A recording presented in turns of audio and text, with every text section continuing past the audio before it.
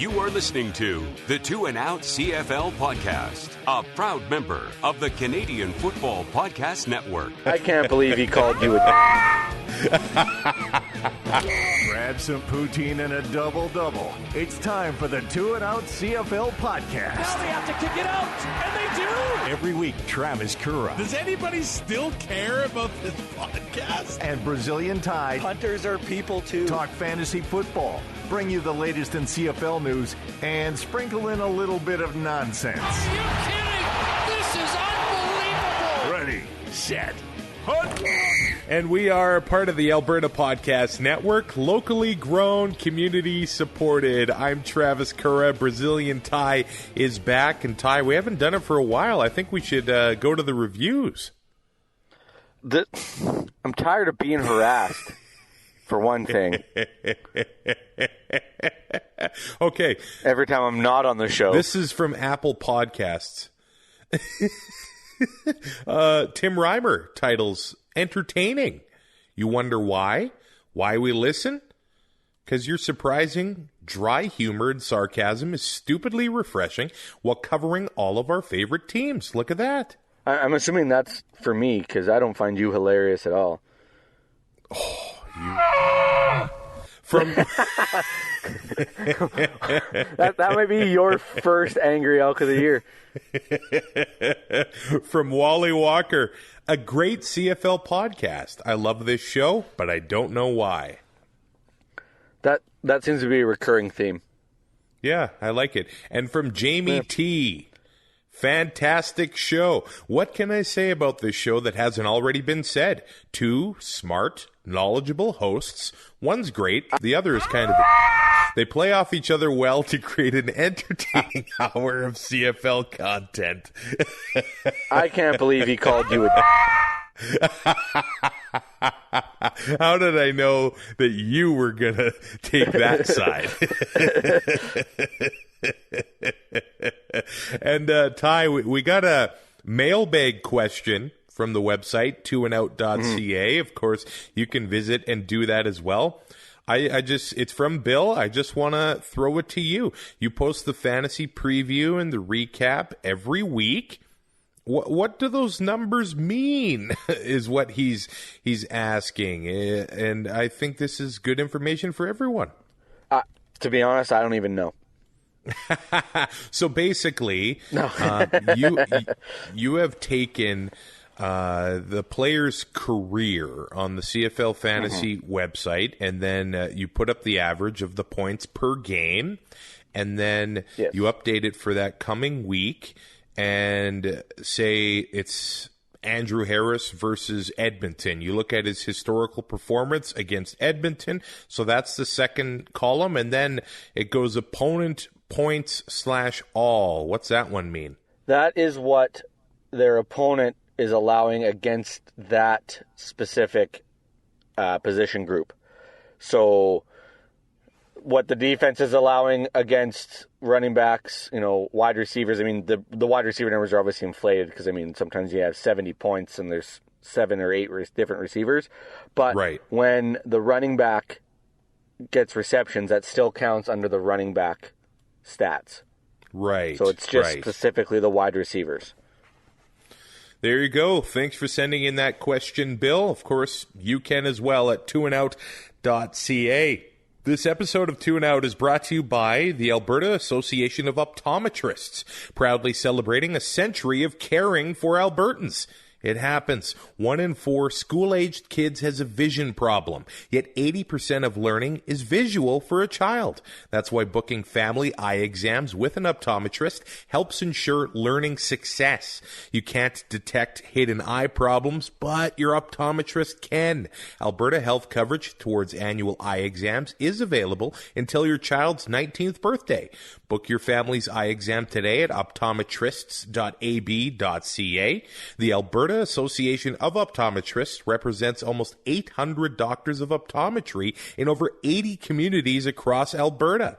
Members are highly trained, regulated health professionals who provide primary eye health and vision care to Albertans. Learn more at optometrists.ab.ca. Join 2 and Out for CFL Fantasy and CFL Pick'em and show Currah and Ty what you got. They are who we thought they were. Just click CFLFantasy.tsn.ca Enough of talking about it.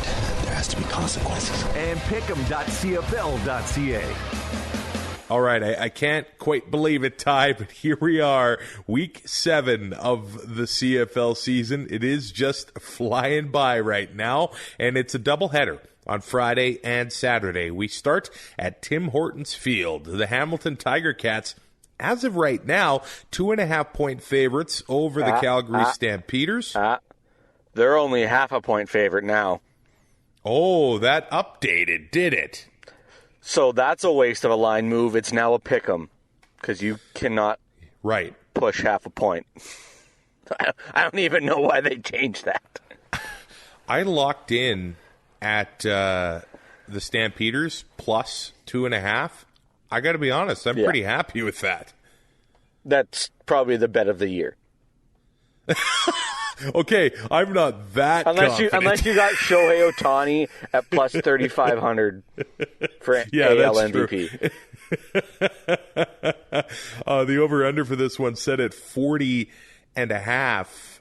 Here's why I'm leaning towards the Stampeders right now. Of course, things could change, and they probably have changed. By the time you hear this recording, it doesn't appear that Brandon Banks hasn't practiced yet this week. I'm guessing it all stems from that massive hit on Labor Day. Yep. He got hammered. But it's just the entire receiving core for the Ticats pretty inexperienced with the starters that they've had to go out there with lately. Yeah, and I mean, Brandon Banks, like you said, hasn't practiced Monday or Tuesday, and it's ribs. So that's the only part of the game I can remember where that could have been an issue. And then you talk about experience. I mean, Pappy White, Stephen Dunbar Jr., they've both had some big games, and they're averaging over 10 points this season in their rookie years, and there's not a lot of experience there. DeVere Posey and Braylon Addison have both practiced this week, although be it limited. Jalen Acklin is available at 9.1 career average, 6 points per game against Calgary, but I mean, it's like there's just not that, that calming influence, I guess you could say, in that receiving core right now. Also, who knows what we're going to see at quarterback for the Cats on Friday night. Last week, Dane Evans, he ends up coming up in quite a bit of pain. The MRI says he's going to be out 4 to 6 weeks. The injury report says it is his oblique. Now, previously they did say Jeremiah Mazzoli would be available for this game against Calgary. Now they're saying he's on a bit of a pitch count. They want to save him for Friday night against the Stampeders. So David Watford, as of Tuesday, was seeing most of the reps at practice. This might be one of those situations where we got to wait until the depth charts come out, or maybe this is a game-time decision thing for the Ticats, or maybe they're just messing with the Stampeders and Mazzoli is not good to go. That could be completely possible, but I mean, what we've seen from Mazzoli early on in the year, it doesn't leave much for the Calgary Stampeders to be worried about, I don't think. And he's obviously not at 100%, and he's on a pitch count through practice through this week, but I mean, I don't see him, even getting close to his averages, just with the way that Calgary's defensive line can get to a quarterback, and if he's not healthy, they're not going to want to just throw him to the wolves. That offense with David Watford just isn't what it is with Dane Evans or Jeremiah Mazzoli. It's not as good. I don't think that's an argument that anybody can make that it is. So I just don't see how Calgary is the underdog here. Like, that line probably should have been taken off the board, but here we are. And that's a great point with that Stampeders defensive line. If they were able to do what they were able to do against Edmonton, then I don't see how Hamilton, in the way their offensive line has been, is going to be able to handle them all that well. Stephen Banks showed up, dominated the Elks in the Labor Day rematch. He had 7 tackles, 3 sacks on the day. I think the Ticats offensive line's going to have their hands full. Yes. And I mean, they've been moving guys around, and there's guys playing a little bit out of position or on the opposite side, and it just hasn't gone overly well. They've had some games where they've been able to protect the quarterback, but I mean, this Calgary defensive line, it's not Winnipeg, but they can still wreak a lot of havoc. I wonder if the Ticats are even going to bother with the rushing game in in this Sean matchup. Thomas Erlington didn't practice Tuesday. Yeah. So, were they going to throw Don Jackson in there or Jackson Bent? Like, nobody knows what's going on with that running back situation in Hamilton. It's almost like we're going back to the Kent Austin era. And I call it an era, but I mean, it was, 4 years ago? I can't imagine picking any of those guys, to be honest. They really just haven't shown consistency. It just kind of seems like a waste of money.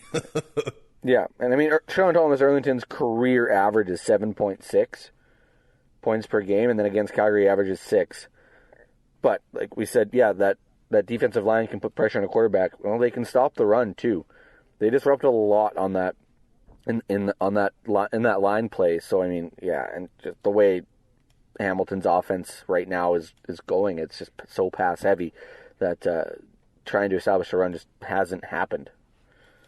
I'm looking to see consistency from Bo Levi Mitchell on the Calgary Stampeders side.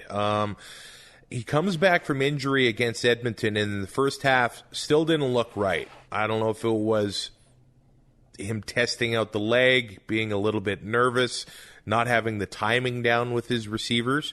But in the second half, he just threw to Kamar Jordan every play. Weird. Which is remarkable because a short time ago, Kamar Jordan blew up his knee.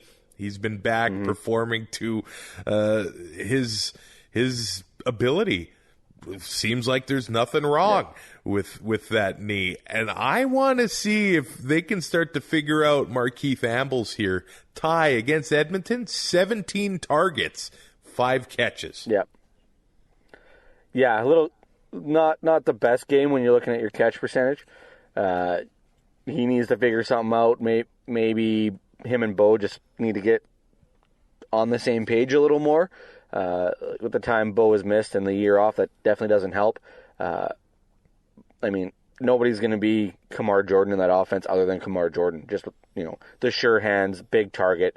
I think on any play, I don't think it matters who the play is designed for. I think Bo's first thought is Kamar right now. Yeah. Or so it seems. But yeah, Markeith Ambles, 17 targets. I can't believe that the guy only has 5 catches and they keep going to him. That's what amazed me. Like, yeah. With that catch percentage, you keep going to him. I mean, sure, he is the other guy in that receiving core that Bo has the most experience with. With Hergy Mayala kind of in and out, but Kamar Jordan is going to get doubled, and he still makes the plays. So 15.4 in his career, 12.8 against Hamilton, pretty decent average. Maybe overpriced a little bit at that for those points, but 2 touchdowns totally. If he can get 2 touchdowns, it totally changes the outlook of his fantasy production. And to be fair, the Calgary Stampeders also dealing with injury issues at the moment. Defensive back Jonathan Moxey did not practice on Tuesday. Neither did Josh Huff or Hergy Mayala. It appears that they're pretty confident that Moxey and Huff will be able to play. Mayala doesn't seem like he will. He's got a quad injury, and it was Tyson Middlemost practicing in his spot on Tuesday. Maybe it's going to be Ambles and Jordan getting another 25 targets or whatever it is in this one. It very well could be. That being said, I don't see that being a bad thing for this Calgary offense. They still have Kadeem Carey out of the backfield when healthy. He can carry the workload if they're going to use him is the other issue. And if you're going to throw to Kamar Jordan and Markeith Hamble 25 times and Markeith isn't going to drop 12 of them, then you're looking at a pretty decent day. By the way, if I do go directly to betregal.ca, the Stamps are still listed 2.5-point dogs. So, yesterday on the TSN website, they had it at 0.5. Yeah, by the time you hear this, it'll probably have changed again. Yeah, the fact that the Stamps are underdogs with the Dane Evans news was just astounding to me. Yeah, I agree with you there. All right, second half of the Friday Night Football doubleheader, the Saskatchewan Roughriders, and I found this generous tie, 3.5-point favorites over the Toronto Argonauts, 43.5 points set at the over-under. What are you thinking on that line? That you should probably jump on the Argos. Actually, I find every matchup this week pretty intriguing. Now, Winnipeg and Edmonton, maybe the most lopsided one, considering how Edmonton has performed at Commonwealth Stadium this year. But I do believe they have the talent to compete. But the other three games this week, they could go either way. The Argos have not won in Regina since 2016. So they have not won at New Mosaic Stadium yet, but we got to talk about the elephant in the room. Your boy, Chris Jones, rumored to be back with the Toronto Argonauts. I think as of right now, the Argos haven't made a official announcement, but it does seem like maybe this is one of those things where it's the worst kept secret in the CFL, because if he's coming north, he's still got to do his quarantine and everything like that. But it appears that he has resigned from his job at those kids in Tennessee at that Tennessee high school are the luckiest kids in the world. Man, from what I see, they had 3 games postponed due to COVID, and then they had the 1 win. So they're 1-0 with Chris Jones as their head coach. But something going on in the Toronto front or coaching staff here with defensive coordinator Glenn Young disappearing, they're saying, due to personal reasons. You can only assume MLSE's vaccine mandate coming into effect, and you don't want to assume, but at least it does seem to be virus-related that they're not with the team right now, and maybe Chris Jones is coming in to fill some void in the defensive coaching staff. No, don't as a defense. If he's going to be the defensive coordinator or a position coach on that defensive side of the ball, I think that's great for Toronto. They've got the bodies there. They've got the talent. And he is a good defensive coach. Does this kind of reek of if Ryan Dinwiddie doesn't, in a year, maybe it depends on Chris Jones' contract too, I guess. But, middle of next year, if they're, middling and they're only got 3 wins, they're 3-8, is he just a coach in waiting? Jones worked with John Murphy before. They're familiar with each other. I don't think they would do that to Dinwiddie this early on in his coaching tenure, but who knows what's going on in that front office. Yeah, it was Josh Bell also taking a personal leave with that Argos coaching staff. I also find it fishy that he would leave a high school job to just take on a coordinator or position coach job. Or a consultant spot or whatever they're saying. Yeah. I don't know. So maybe this whole situation has me wondering how the defense is going to perform in Regina. Obviously, there's a lot of talent on the Toronto defense. It does seem that Rich Stubler will be calling the game against the Riders. He's been around the CFL for 60 years, so that's not... Travis. Okay, let's look at this. I don't even really think I'm exaggerating. It's got to be in the 50s, no? It's got to be high 40s at least. Okay, he was born in 1949, so 60 years is definitely an exaggeration. But his coaching career started with Roaring Fork High School in 1971. He made his debut in the CFL in 1983 with the Hamilton Tiger Cats. So he's definitely familiar with the Canadian Football League, Ty. So just 38 years. Yeah, that's it. Wow. That's impressive. The Argos have also signed Patrick Lavoie, the fullback there. This really intrigues me because you've seen the way that Toronto's been able to run the ball. They're running all over the place. There's all sorts of misdirection. There's DJ Foster. John White has looked good. And then they got Declan Cross that can throw blocks. And if they got Patrick Lavoie that can throw blocks, I don't think they're going to need to pass. Well, not only, they're going to block, but they can also pass block. Yeah, and when you have the likes of Eric Rogers, the Daniels, and Ricky Collins Jr. In your receiving core, and you can give Nick Arbuckle a couple extra seconds or an extra second, that's a game changer.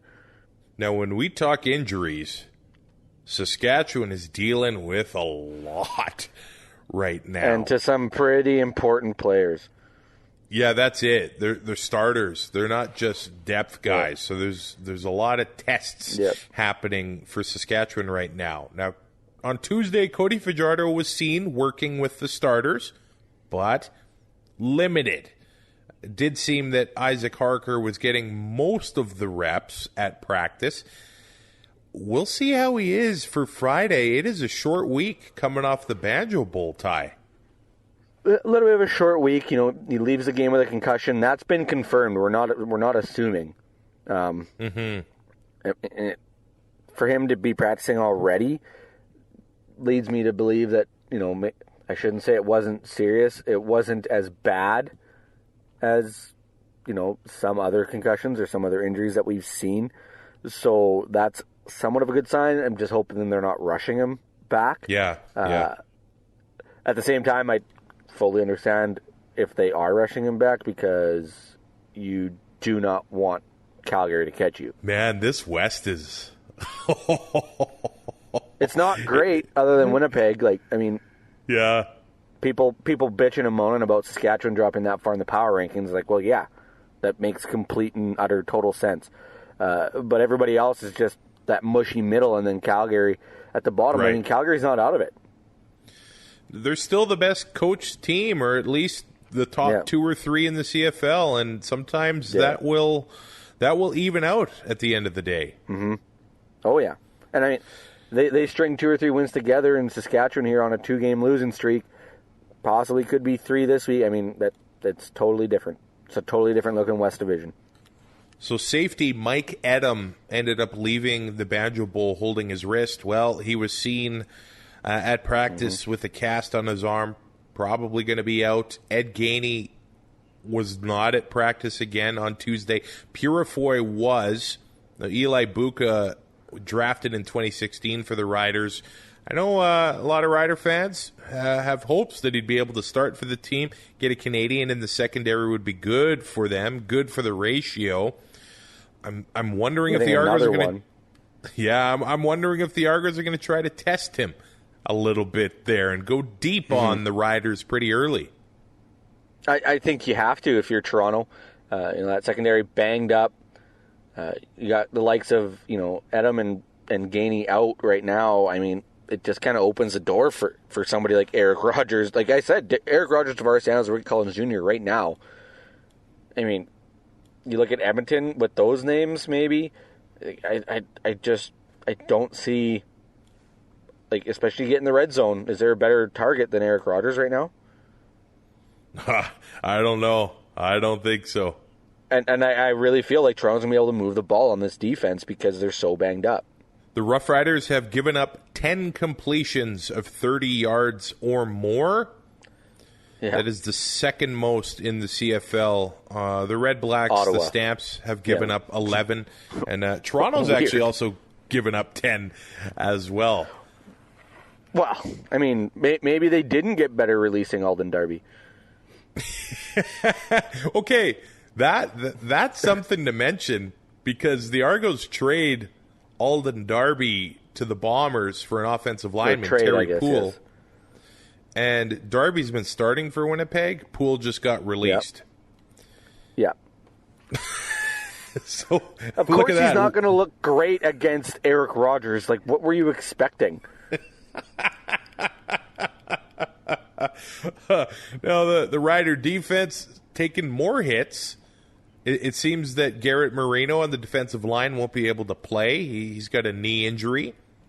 A.J. Hendy probably will be able to get in. A.C. Leonard obviously not going to play. The 2-game suspension, 1 remaining for not supplying the sample. It looks guilty. So he'd rather just go home for 2 games, I guess. Can't prove it. But yeah, he probably would have failed. It does appear that receiver Jordan Williams-Lambert will also miss this game with a wrist injury for Saskatchewan. I wonder if that opens up a spot again for Kean Schaefer-Baker, who might be my $2,500 player of the week. And he's got 9.2 points per game in the games that he's gotten in and played in the offense. And they need these guys to come in and fill holes right now. You got Shaq Evans out, Jordan Williams-Lambert probably going to miss this game. They need guys to step up and take spots. And especially fantasy-wise, at $2,500, if he puts up, 9, 10, 11 points, you're laughing. It's rough, actually, in the Rough Rider receiving core as far as depth goes. It's not great. It is not great. It is the shallow end of the pool. They need to get Evans back. I guess the walking boot has come off already, so Rider fans will be excited to see that one. And Charleston Hughes returning to practice for Toronto. It appears that he's been limited, and he did play a bit of a coaching role in their last game against Hamilton. And if the D-line performs like that against Saskatchewan, maybe they're going to want to keep him as a coach. Yeah, that could be a possibility. Yeah, right. Yeah, they want him on the field. As for Kean Schaefer-Baker goes, he had 7 catches for 73 yards against Winnipeg. So if he's at that boundary wide receiver spot again, it's an important part in the offense, and the Rough Riders like to look that way. Maybe there's going to be some production for him against Toronto at Mosaic Stadium. All right, BetRegal.ca telling me that the Alouettes are 1.5-point dogs against the BC Lions. This is an intriguing game. The over-under set at 49.5 right now. BC has won 4 of their last 5 trips to Montreal, starting with the Alouettes, where Kahari Jones has tested positive for COVID-19, so he's not going to be on the sideline for the Owls. I'm wondering how this is going to affect that team. He's just their emotional leader on the sidelines right now. He was away from the team. I think he went home to Vancouver for the bye week, picked it up. Who knows if it was on the flight or whatever. But assistant head coach and running back coach Andre Bolduc will coach the team on Saturday. They're wanting to see if maybe he can call plays virtually. It is possible, but I think they're going to miss his presence. I don't think it's allowed. Oh, okay. Because, we saw that Labor Day, Lane Kiffin was not with the team. He could talk to, and this was in NCAA, he could talk to the team and everything prior to the game. Right. But once they took the field, there was no communication, including halftime, I believe. Okay. I'm wondering if they're going to miss his presence on the sideline. I think throughout the week, you have virtual meetings and everything, but it's just not the same. It's really hard to pay attention. I don't know how kids did it for an entire year in school with virtual. It must have sucked. I couldn't do it in person. No, it was the worst. Obviously, that's why I'm working 13 hours from home as a schlub and hating life, but probably should have paid attention. But, when you have your head coach and, like you said, emotional leader on the sideline, he wears his emotions on his sleeve, the guys seem to be willing to run through a wall. Yeah. For Kahari. I think this team takes on a totally different look. It totally disrupts their game prep this week, and I think it's going to be a huge deal for the Alouettes. It does appear that the bye week was good for the Alouettes. They were able to get healthy here Mm-hmm. And I think this is a big game for BC and a big opportunity for them. It kind of seems like people are just kind of forgetting about them when it comes to the West standings. But right away here, they're going to fit right into that conversation at competing for a home playoff game. Yeah, and I mean, at the start of the year, it was kind of like, well, we got to wait and see. Like, we knew about Riley's elbow. But then you look at that receiving core with Brian Burnham, Lucky Whitehead, Lamar Durant, Dominique Rhymes. Like, these are guys that can put up numbers.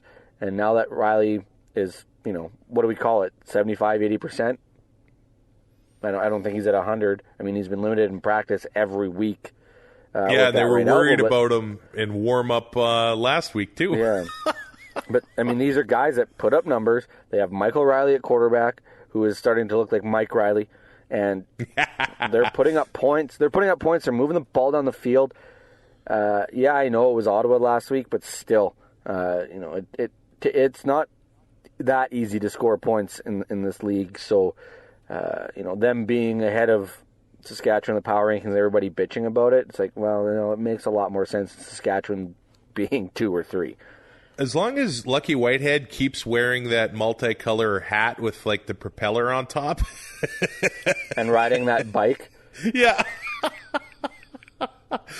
I gotta see more of that. And it seems like more guys keep appearing and contributing in the offense for BC. Keon Hatcher had a touchdown last game. It was a CFL debut. And we've seen it with Riley before. If he's going and they're able to protect him, he's going to get all of these receivers going. They're all going to get their fill. They're all going to get fed. The list in the CFL, like Bo Levi Mitchell, Michael Riley, you could throw Dane Evans in there now. Zach Loris to a point. I mean, He's put up numbers this year, which has been astounding considering what we thought their offense was going to be. But, there's a small group of guys, if you give time, their entire offense just totally changes.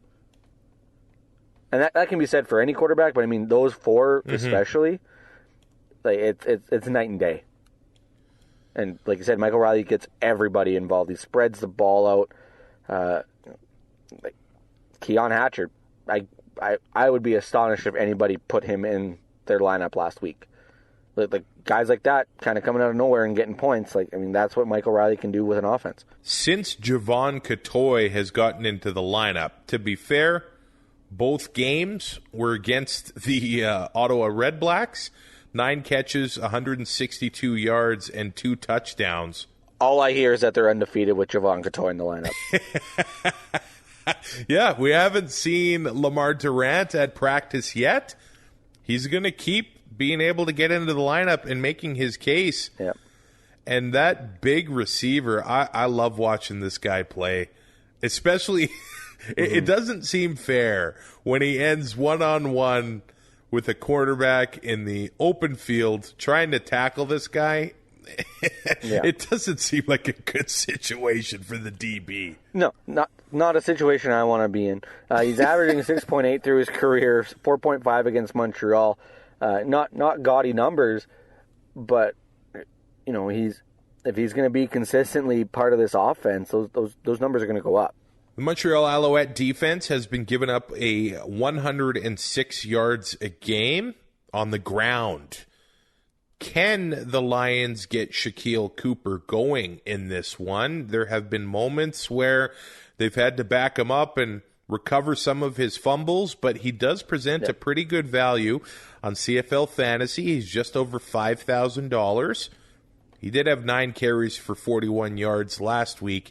We would like to see him get more involved in the receiving game and maybe getting some more balls closer to the goal line, but of course that is Michael Riley territory. Yes. With Shaq Cooper, I mean, James Butler, full practice on Tuesday. He's coming back healthy. Don't know if he's going to get in, but, I mean, the running back situation gets a little crowded. You still have Chris Rainey there, too. I mean, return game, he kind of be somewhat of a scat back. I just don't see somebody being, the bell cow. for this offense out of the backfield right now. Nobody's stepped up and taken that spot. And been consistent. My PVR is set for this game. I cannot wait to watch it. And part of the reason my PVR is set is because I'll be heading to Edmonton to watch Swaggerville 2.0 head to Commonwealth Stadium. And Elizondo will be the first coach in Elks history to go 0-4 at home. The Elks 8.5-point underdogs. Some teams had a very home-heavy schedule to start the season, and it has not benefited Edmonton at all. 0-3, just... I don't understand how you can perform the way you did on Labor Day at McMahon Stadium and then perform like that in the rematch. They just haven't looked good there for some reason. When the Riders performed like they did in the Boundary Bowl, that was expected. Right. Edmonton was Jekyll and Hyde Labor Day in the rematch. It was not good. Trevor Harris did not look like the Trevor Harris we saw Labor Day. Nobody got anything going, really. It was just... It's not a good look, and I just don't see that improving against the Bombers. Derek Moncrief is set to make his debut at Sam linebacker for the Elks. Their defense isn't the issue. The defense keeps them going in every game. But it's just a matter of, can the offense stay on the field? Because they're just not doing that right now. This is a remarkable stat. The Winnipeg Blue Bombers defense is allowing 5.6 yards a carry. That is the worst mark in the CFL. It does appear that, and Toronto proved it, that you can run against the Bombers. Even Saskatchewan was doing it with William Powell in the Banjo Bowl until the Bombers pulled away. Yep. James Wilder Jr. should be being fed that rock quite a bit on Saturday. Yeah, averaging 14.7 and his 16.7 against Winnipeg. That is astonishing considering who Winnipeg had on that defensive line when James Wilder was, getting the bulk of his carries with the Argos. Right. They had Jeff Coat, Jefferson, and Drake Nevitt. The fact he puts up those numbers is astonishing. Does he not still have he still doesn't have a rushing touchdown, if I recall correctly. Yeah, which is, how does that happen? Right, and he's at the top of the league, and what is happening with this offense? The Edmonton offense, the fact they're not performing makes no sense. You have the leading rusher in the league, James Wilder Jr., you have arguably the best receiving core with Darrell Walker, Greg Ellingson, Tavon Smith has been getting into the lineup. Mike Jones has been getting a lot of looks. Ernest Edwards and Jalen Tolliver come in to fill in some spots there in Labor Day in the rematch. It doesn't make any sense how this offense isn't finishing drives, how they're not scoring points. This is mind-boggling. It is worth noting that Kwaku Boateng did not practice on Tuesday for Edmonton. Other than that, they are actually looking pretty healthy. As far as Winnipeg goes, that's going to be a situation that fantasy players are going to need to watch. Here's the deal. O'Shea does give his vets practice off, but it doesn't say that. It just says what their injury is, and then says did not practice. So maybe these are more serious. Yeah. Andrew Harris, Darvin Adams, Nick Dembski all didn't practice on Tuesday, and they're all players that have missed games this season. So those are situations to watch, but also... And Rashid Bailey was limited. Yeah. Maybe Kyrie Wilson finally gets into a game this year. Drew Wolotarski didn't practice. Defensive lineman Steven Richardson, Jake Thomas, Jackson Jeffcoat. I don't think all these players are going to miss. They were in two very physical games against the Rough Riders on Labor Day and the Banjo Bowl. Maybe O'Shea's just giving these guys some vet days a little bit, and clearly those vet days do work for Winnipeg. Yeah. So I'm not going to argue with the system. I don't think that's even up for debate. They are situations to watch, yeah. If Adams, Dembski, and Bailey can't go, that bodes well for Kenny Lawler, does it not? It does. And as it is, he's been seeing a ton of targets. Yeah. Zach Collaros might throw the ball 25 times, and Kenny Lawler will be targeted 30 of them if these guys don't go. Picking Zach Collaros, I don't know if I can do it in this game. The Elks have averaged 202.8 passing yards given up a game. That is the best pass defense in the CFL as of right now. But that's not the problem with Collaros. The problem is once they get to the goal line and then the backup quarterback, Sean McGuire, comes in. And he's only $5,000 this week. Are you picking him? He was in my original lineup, yes. I played with that idea as well. It might be something to watch. Now, last week I was pretty rattled because I had Collaros and Harris, and I guess I should have saw it coming. I was like, well, maybe they'll give at least one of these balls to Andrew Harris, but no, like if they're at the 3-yard line, why let Harris get touchdowns so that he can make more money next year? Come on. Sean McGuire, 5 rushing touchdowns in the last 2 weeks. He's got 8 carries for 8 yards. Yeah, I like those averages. Yeah, when you're carrying the ball, do we start calling him Touchdown Sean? Maybe. Sorry, Jake, but yeah, sorry, Mr. Winicky. Sean McGuire's got that. That now, and he's also got 1 pass completion on 1 attempt for 50 yards. 50 yards. Just a perfect passer rating, not a big deal. Now, Winnipeg, I'm not exactly sure if they want this game to be close because of the issues they've been having at kicker. Yeah, they need to start figuring that out. So, they have had a new kicker practicing this week. Ali Mortada is his name. And by the way, his Twitter handle, Ty, Hakuna Mortada. Yep, give him MOP right now.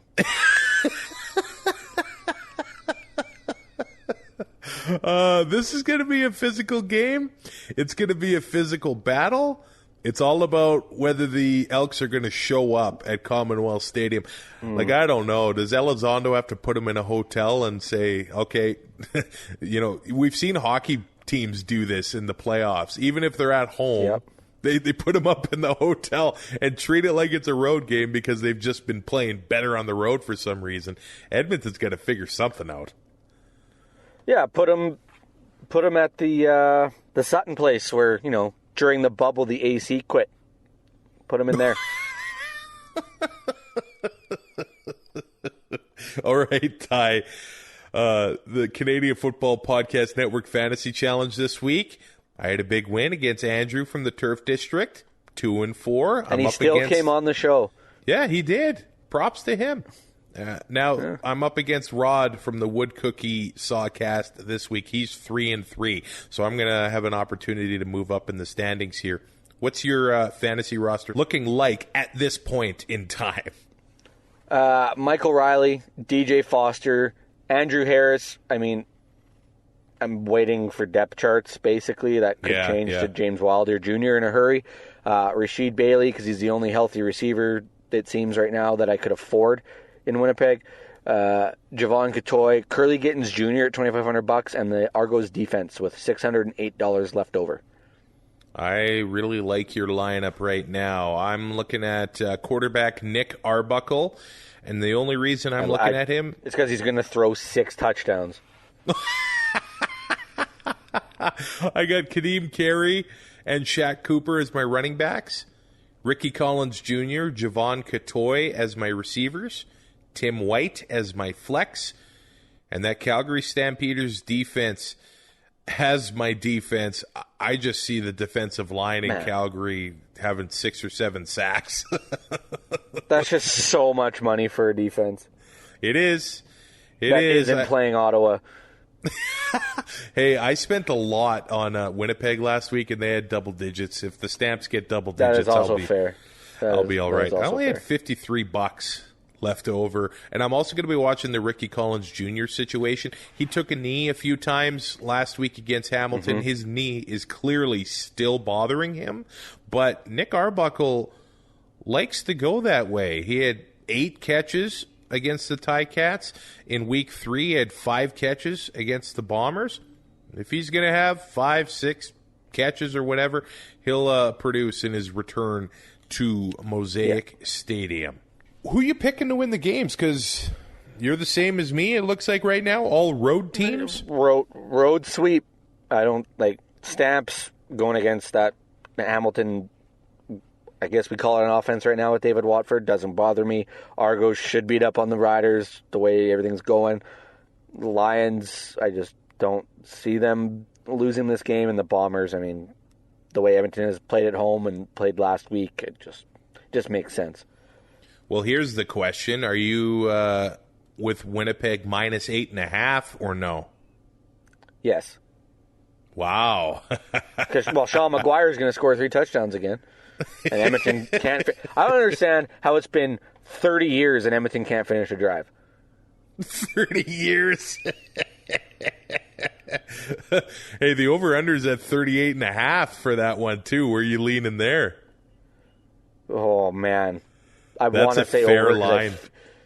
That's just begging for people to take the under. It is. We got some good games. Week 7 coming up here. And with it being double headers Friday and Saturday, I'm going to get to watch a lot of them, which should be fun. All right. I don't know how people live in the Pacific time zone and watch sports. It's the worst. It has to be. It is. The Jays game starting at 4:05 on a work. What? Mountain is the best time zone when it comes to sports It's not viewing. even close. Yep. Yeah, it's not even close. This episode of Tune Out is brought to you by YAG Podfest, presented by the Edmonton Community Foundation in partnership with the Alberta Podcast Network and LitFest, Canada's nonfiction festival. Running October 1st through the 3rd, YAG Podfest will be held online this year, so anyone can tune in to experience it. Events include master classes with professional podcasters. We are not professionals. Panel discussions, feature interviews, and more. Some of APN's member shows will be there too, so join us for the virtual party from October 1st through 3rd. To check out the full lineup and to get tickets, head to yegpodfest.ca. That's YEG podfest.ca. When you first said that, I thought you said YAG. And I was like, ooh, this sounds interesting. I did say YAG. No, but like JAG. Oh. And I was like, oh, party time. Oh. Why did I not know that? Man, I've only been in camp 2 days and I am ready to go. I'm Travis Currah with Brazilian Ty. Enjoy Week 7. Throw us a rating and a subscription wherever you get your podcasts, and we'll talk to you on Monday. Thanks for listening. Find more great shows like this at CF Pod Network on Twitter.